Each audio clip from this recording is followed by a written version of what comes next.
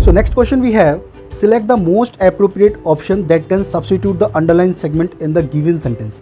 हमारे पास next question क्या है, हमारे पास हमें मोस्ट एप्रोप्रिएट ऑप्शन को क्या करना है, सिलेक्ट करना है, जो क्या कर सके, सब्स्टिट्यूट कर सके. सब्स्टिट्यूट मीन्स टू से कि उसकी प्लेस ले सके, किसकी, जो यहाँ पे अंडरलाइन सेगमेंट है. ठीक है, जो यहाँ पे हमारे पास एक अंडरलाइन पार्ट है. Clear means to, it means to say segment clear है, part in the given sentence, जो यहाँ पे सेंटेंस गिवन है. जैसे यहाँ पे professor said that I will be late for the lecture. प्रोफेसर ने कहा कि मैं एक लेक्चर के लिए क्या हो जाऊँगा, लेट हो जाऊँगा. हमारे पास यहाँ पे अंडरलाइन सेगमेंट क्या है, I will be late for the lecture. अब यहाँ पे हमारे पास ऑप्शंस गिवन है. क्लियर है, तो हमारे पास यहाँ पे ऑप्शन गिवन है. First is that he shall be late for the lecture. Second is that he is late for the lecture. Third one is that he would be late for the lecture. And fourth one is that he may be late for the lecture. सो इस type के question को करने के लिए पहली बात तो हमें पता होना चाहिए कि क्वेश्चन किस पार्ट ऑफ स्पीच से लिया गया है. क्लियर है मेरी बात. So this question is from the narration, है ना. नरेशन अगर आप लोगों ने किया है तो अच्छी बात है. So you can finish this in this video only. अगर नहीं किया है so you can see my next video in which we will cover complete topic. Clear है मेरी बात. सो बट उस वीडियो से पहले आप इसी में देख लेते हैं इसका आंसर क्या होगा और क्यों होगा. सो फर्स्ट ऑफ ऑल हमें क्या करना है, identify the type of speech. हमें यहाँ पे स्पीच को क्या करना है, आइडेंटिफाई करना है. अब यहाँ पे स्पीच कैसी है हमारे पास, इनडायरेक्ट है. इनडायरेक्ट क्यों है, क्योंकि जो प्रोफेसर ने जो बात कही थी वो तो पहले वाले टाइम में कह दी है. हम प्रोफेसर की ही बात को क्या कर रहे हैं, रिपीट कर रहे हैं, है ना. Professor said that I will be late for the lecture. ये क्या, हम प्रोफेसर की जो बात है उसको रिपीट कर रहे हैं. जो भी बात हम आपस में एक दूसरे से डायरेक्ट करते हैं, जैसे मैं अभी आपसे जो भी बात कर रहा हूँ, this is called direct. Clear है. जब यही बात आप किसी थर्ड पर्सन को बताओगे, it is called indirect. Clear है. यहाँ पे डायरेक्ट और इनडायरेक्ट स्पीच में क्या डिफरेंस होता है. स्पीच मतलब जो भी हम बोल रहे हैं. क्लियर है. Look at the tense, change rules for the indirect speech. अब यहाँ पे क्या होता है कि इनडायरेक्ट स्पीच में जब हम किसी भी टेंस को चेंज करते हैं तो हमारा टेंस क्या है, चेंज हो जाता है. जैसे कि will becomes would, is becomes would, was and so on. Clear है. और इसी तरीके से अब यहाँ पे और भी बहुत सारे ऐसे ही टेंस में और भी बहुत सारे चेंजेस होते हैं. फॉर एग्जांपल अगर मान लीजिए हैज हैव होता तो किस में चेंज होता है, हैड में हो जाता. क्लियर है. सिंपली अगर मैं बात करूं, अगर सिंपल इज एम आर और वर्ब की फर्स्ट फॉर्म होता तो वो किस में हो जाता, पास्ट कॉन्टिन्यूस में चेंज हो जाता, क्योंकि पास्ट प्रेजेंट पर कॉन्टिन्यूस से पास्ट कॉन्टिन्यूस में चेंज. तो ये क्या है, बहुत सारी इस तरीके से टेंस में क्या होते हैं, चेंज होते हैं. क्यों होते हैं, क्योंकि हम अपना टेंस चेंज कर देते हैं इस वजह से, क्योंकि हम इनडायरेक्ट स्पीच में बोल रहे हैं. यानी कि जब जिसने वो बात बोली वो तो डायरेक्ट थी.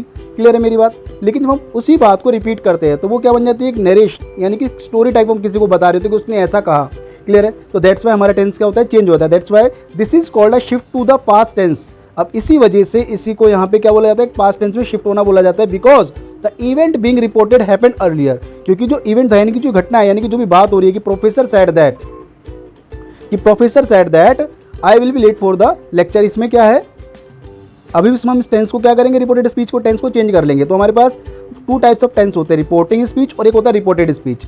जो फर्स्ट वाला है हमारे पास, प्रोफेसर सेड दैट, ये क्या हमारे पास रिपोर्टिंग स्पीच है. और रिपोर्टेड स्पीच क्या है कि I will be late for the lecture, यानी कि दैट के बाद आने वाला पार्ट हमारे पास. क्लियर है मेरी बात. यहाँ तक क्लियर है सभी को.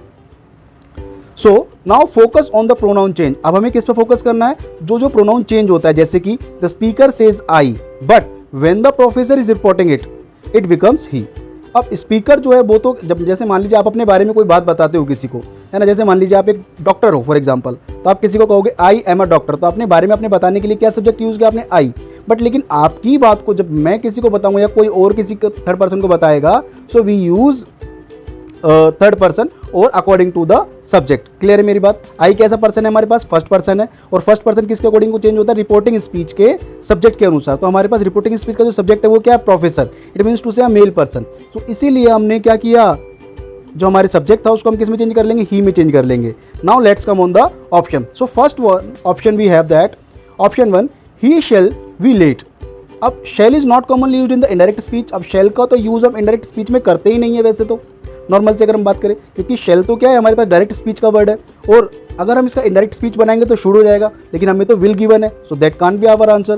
क्लियर है मेरी बात. नेक्स्ट ऑप्शन भी है he is late. He is late क्या कहता है हमारे पास, दिस इज इनकरेक्ट. अब ये क्या है, बिल्कुल ही इनकरेक्ट है. क्यों है, because it indicates, indicate means to say informs. ये हमें बताता है, क्या बताता है, अ प्रेजेंट एक्शन. इस किसके बारे में बताता है, एक प्रेजेंट एक्शन के बारे में. फॉर एग्जाम्पल अगर मैं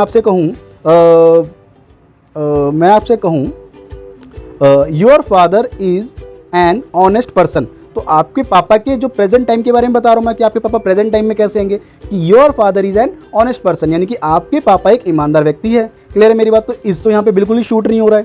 क्लियर है? सो क्योंकि हमारा जो टेंस गिवन है वो किस में दिया हुआ है, विल में, और दैट इज फ्यूचर, तो प्रेजेंट फ्यूचर का प्रेजेंट से कोई लेना देना तो है ही नहीं।